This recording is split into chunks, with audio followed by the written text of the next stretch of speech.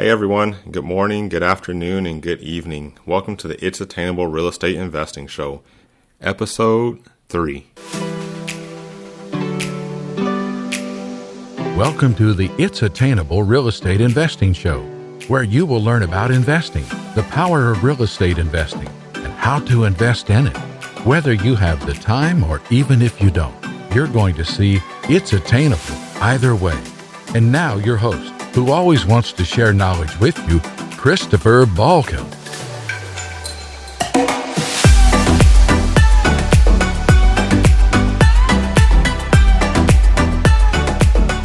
I like that music.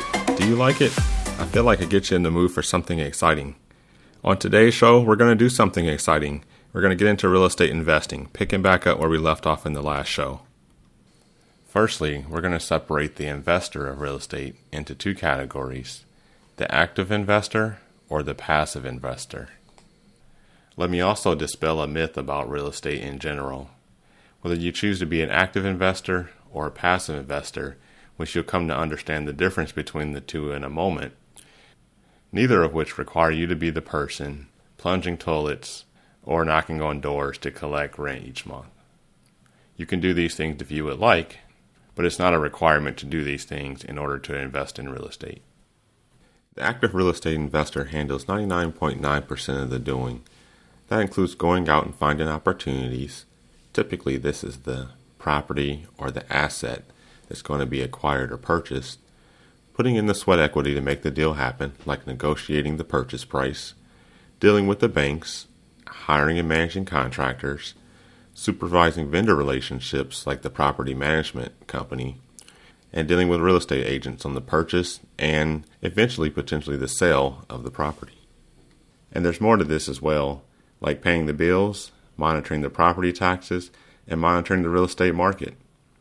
Like a portfolio manager or stockbroker or maybe financial advisor who manages your stocks in the stock market, the active real estate investor is managing the asset, monitoring the market, and making adjustments where needed. Now get ready for this. The targeted returns for the active investor are upwards of 20% to infinity. Now you might wonder, how in the world can you have an infinite return? How can it be like so much that it's not measured? Don't worry, we're going to get to that. The passive investor is simple. It's less doing. Someone who wants to invest in real estate passively is typically someone who is really busy with their profession, career, or job, or maybe busy with other aspects of life, but they still want to enjoy a good return. The targeted return for the passive investor is 8 to 12%, sometimes a little bit less, sometimes a little bit more. Now these are targets. Nothing's guaranteed, whether for the active investor or the passive investor. It's still an investment, so these are targeted returns, not necessarily guaranteed returns. However, as we discussed real estate investing, you'll see that there are inherent risk reductions or things in real estate that lower the risk when you compare it to other investments. As we talk about the different investment vehicles of real estate, there's one feature that's consistent across all the options, and that's that the investment is tied to a physical asset or tangible building or structure or home. It's no wonder the banks, who are masters at protecting their risk, you know this from when you go to get a loan, and the banks ask for credit reports, pay stubs, and sometimes tax returns. All along, they're usually happy to lend you money, or shall I say invest in you, when you're making a purchase, such as your primary residence where you live. I say invest because you do know how a bank works, right? Much of their profit comes from when you deposit money into the savings account and they pay you the 0.10 to 0.15%. And then when you or others go to get a loan, the rate is usually 4, 5, 6, 7, 8, 9%. The difference of that is the bank's profit, or at least part of it. That's the bank using the assets or the money or dollars that's available to them to invest and bring a profit to themselves. And that's all I'm trying to teach you to do. Anyhow, the banks are usually more than happy to lend on something physical like the home you're going to live in because it's their safety net. That's a secure loan for them. And what can be more secure? They have a physical structure that someone's going to live in, and it doesn't lose value like cars and trucks that banks also lend on, but those do lose value. And if you think about it, a physical structure like your home it doesn't necessarily lose value in such a way. It's always going to be worth something, and that's the bank's safety net. If you don't pay, they just take it back, and they're all even. All right, so let's get on to those different avenues of real estate investing. There's buy and hold, fix and flips, wholesaling, self-storage, yeah, I said self-storage, and a whole lot more. I think we're going to spend a lot of time on this show talking about buy and hold. Why? Because that's what I invest in. Why would we talk about anything else? Nah, I'm just joking with you, but I am serious when I say that buy and hold is a vehicle. Well, I keep using the word vehicle. It's a super highway to financial wealth. Buy and hold is conceptually just the investor who owns the property and the tenant who leases the property. Now, I'm sure you can relate to the arrangement of a person who needs a place to stay. They sign a lease and they pay rent to the landlord who owns or manages the home. Let's take that same arrangement and follow it down the highway on your way to work. So I'm sure you turn out of where you live. You may pass a lot of single-family homes where it's just a structure where one family lives in. You probably pass some apartment buildings, small and big. You may pass some mobile home parks. You probably pass some self-storage facilities on the way. I'm sure you pass office buildings if you're not working in one. You probably pass some industrial parks where you see lots of trucks coming in and out. And I know you can't go far without passing stores, shopping malls, big stores, small stores. Yep, all those places all have the same arrangement. Someone's the tenant and someone's the landlord or investor. The idea for these arrangements is for the investor to give the tenant or the tenant's customers a good place to live, work, play, or shop.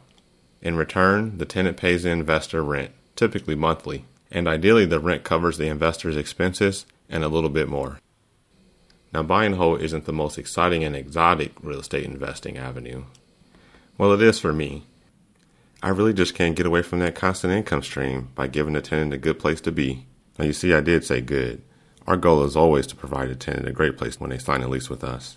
And if you invest actively in real estate, that should be your goal as well.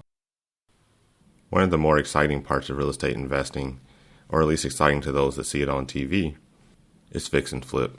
If you watch HGTV or many TV channels nowadays, you'll see lots and lots and lots of shows with different titles but similar show, where there's a person or maybe a couple like a husband and wife who buy a home in distressed shape, usually torn up on the inside, torn up on the outside, or maybe both. But anyhow, they buy it at a distressed price too, hopefully, and they repair it, fix it up, and then sell it for full price or fair market value. The return for fix and flips is bananas. It is super high. So the returns for fix and flips, anywhere from 20 to 30, 40, 50% return on your investment, which equals a profit per flip of anywhere from $25 to $30, $40, $50,000 in some areas. Even taking a modest $30,000 per flip in profit, if you do 4 of those a year, you're quickly into early six-figure income. Now, fix and flip is totally active. It's not a passive investment at all. Well, you could invest as a passive investor. You, the investor, would invest in another investor or a person in the flipping business, sometimes called a flipper. You would be investing in multiple transactions in a short period of time. A typical flip from purchase to the time that it's resold at fair market value or full price is targeted to be about 90 days. It could be 90 days to 180 days, but typically a flipper will target 90 days or 3 months from purchase to sale. You would invest your money, gain a profit hopefully, invest your money again, gain a profit, invest your money again, and so on. Maybe 3 to 4 transactions within a year. Now, you won't enjoy the net profits or the returns that I mentioned before, 20, 30, 40, 50, 60%. But that's okay. And going forward in these shows, don't get tied up into having the most return versus another person or being active versus passive specifically because of the return. You need to think about your goals and what vehicle it takes to get there. Your goals are going to be different than the next person and the next person after that. Such as someone who's unemployed, whose chief goal might be to get employed and then think about retirement. The goal of a person who's already employed, their goal might be to stay employed and plan for retirement. A person who's 20 or 30 years old, financial goals might be different than a person who's 50 or 60 years old, and the examples are so on. Again, it's about you and it's about your goals. If you do need any help mapping your goals to the right real estate investment vehicle, get in contact with me. I'm happy to help. Now, as I sit here and think, fixing and flipping could sound a little bit like the stock market. You buy it low and you sell it high. The difference, though, you've got a little bit more control, or a lot more control with fixing and flipping. You force the value to increase in your investment by making repairs or improvement and then selling at full or market price. Now, with both buying and selling in the stock market and buying and selling with flipping, the returns stop once you sell the asset, the stock in the stock market or the home in the fix and flip. Once the returns halt, there's no more dividends, no more nothing. You know how this works now. When you sell, you get the dollars you put into the investment back, known as your basis, and then what's left over is your profit. Now, it's probably obvious to you now, but at least with the fix and flip, you got way more of a return when you sold the home than you did when you sold the stock. If you think back to the charts in the last show, we saw some near 30% returns in the stock market, but we saw some near 40% losses. And we just can't depend on such volatility. So we've got buy and sell, both in the stock market and with fix and flips in real estate. First, we've got consistent income from the stock market, from the dividends, assuming the stocks you select to pay dividends, as they all don't. And we have consistent income from real estate, with the rental income from buy and holds. But what if you could have a mix of the two, a hybrid?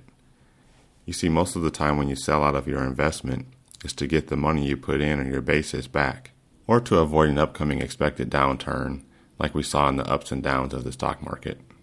But what if there are a way to get your basis or your investment back and keep the constant income coming? So you cannot do this in the stock market, but you can perform this in real estate. This is an example of the power of real estate investing on full display. We're going to get into this, but first let me tell you about wholesaling. With real estate, you can't buy every home or building that you walk past, at least not at any price. You first have to perform an analysis to determine if it's going to be profitable. Finding the right home or building, or as I'll call it, asset for now, is one of the most important parts of real estate investing. It can be a huge challenge at times, and you can't just settle for anything. Enter wholesalers whose chief purpose is to locate assets that meet the criteria of their clients/investors. This could be based on the type of real estate asset, such as single-family home, apartment building, retail, industrial, etc.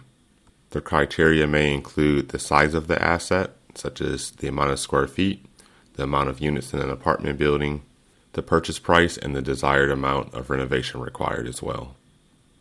The wholesaler locates the asset and negotiates the best purchase price they can.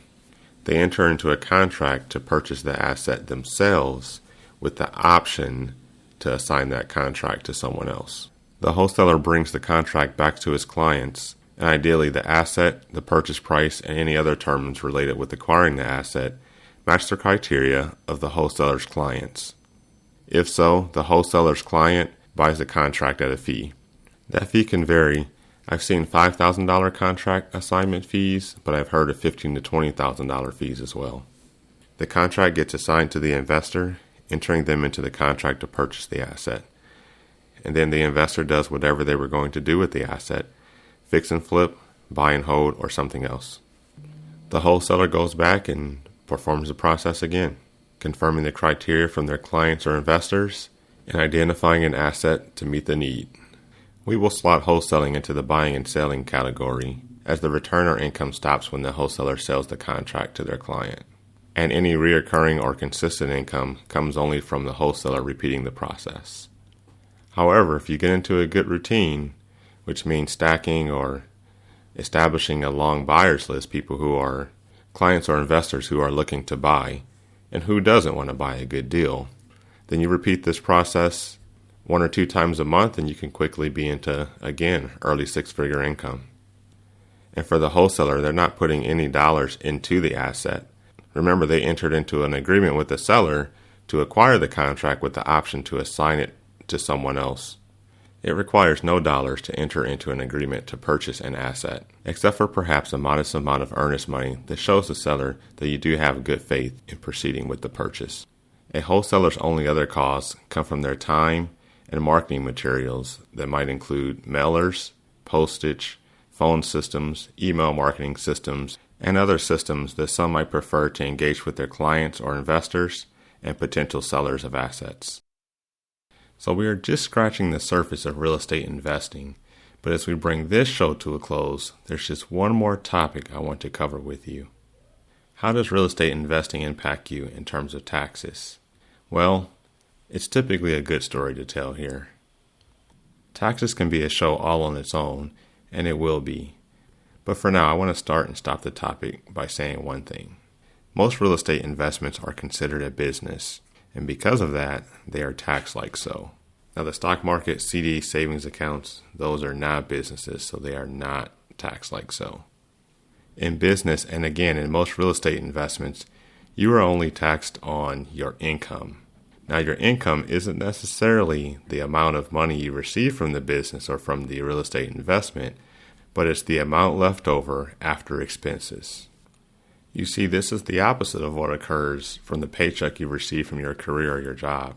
You already know this, but if you take a look at one of your recent paycheck stubs from work, you'll find the income that the company paid you, known as the gross income, and then you'll see lots of minuses next to the taxes that come out.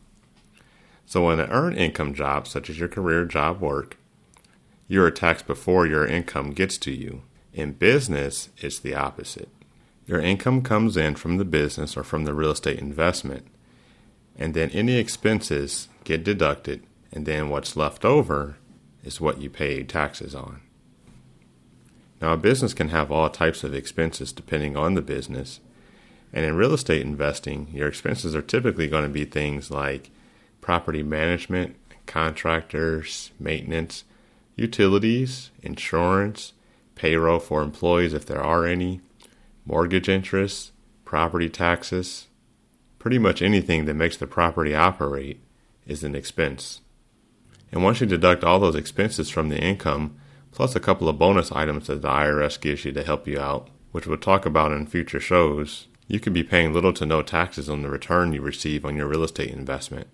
You see again that that's totally the opposite of how things work with the paycheck you receive from your career job, which is known as earned income. So we just started learning about real estate investing, and as you can see, already we're ahead of the typical investments that are out there. Not only do you get to invest in something that has less volatility, but you get better returns, and on top of that, there's tax advantages to it. Speaking of volatility, you may have seen in the news recently that the latest seemingly health pandemic known as the coronavirus has had a negative effect on the stock market.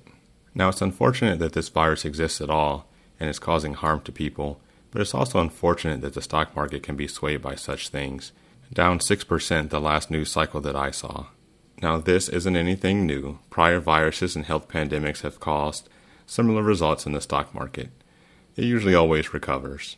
So if you do own stocks in the stock market, there's no reason for a huge concern, but you should ask yourself, are you comfortable in having your investments or your retirement or savings all tied up into something that can be negatively affected by things that are totally outside of your control? You now know that you've got options. So everything we've learned so far and what we're going to learn in the future, from grade school to grad school, this isn't taught. So as I share with you, you share with others. Share this show with someone else, and I'll see them and you back here next time as I show you how buy and hold real estate investing works and how to make it work for you. Before you leave a comment or ask a question. I read them all, so if I can make the show better for you, I will. Your question might even end up as a topic on the show or a part of question and answer shows in the future. If you want to engage further on bringing real estate investing into your plans, I am at neelyrealty.com/engage. That's NILEE realty.com/engage. You have been listening to the It's Attainable Real Estate Investing Show, sharing transparent knowledge on investing and the powerful impact real estate investing can have on your wealth and lifestyle. follow, or subscribe to the show using your favorite podcast app so you'll know firsthand when a new show is released. Or visit neelyrealty.com/podcast and see the show there. That's NILEE realty.com/podcast.